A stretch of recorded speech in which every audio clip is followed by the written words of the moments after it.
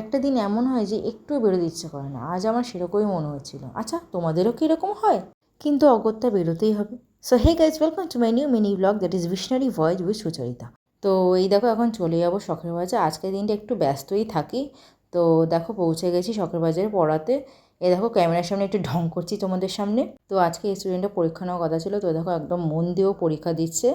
তো তারপরে দেখো পড়িয়ে বের হয়ে গেলাম। এবারে যাব আর একটা পড়াতে। তোমরা জানোই সেটা কোথায় যাব, যাব কবরডাঙ্গা। তো এই দেখো অটো করে চলে যাচ্ছি কবরডাঙ্গার দিকে। তো দেখো পৌঁছেও গেলাম সেখানে, ঢুকে যাচ্ছি এবার পড়াতে। তো এই দুটো পড়াতে মানে যাওয়া আসা খুবই একটু প্রবলেম হয় আমার, কারণ সকালবেলা থেকে কবরডাঙ্গা অনেকটাই ডিস্টেন্স বলতে গেলে। তো যাই হোক, আর কী করা যাবে। তো এই দেখো পৌঁছে গেছি পড়াতে, তো ঢুকেও গেলাম, পড়ানো স্টার্টও করে দিয়েছি।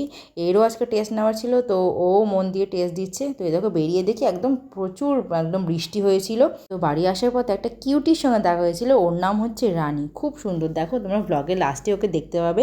এত সুন্দর করে ও বসে থাকে, ওর একটু ভিডিও না নিয়ে আমি আর পারলাম না। তো চলো, ব্লগটা যদি ভালো লেগে থাকে তো like comment share. By everyone.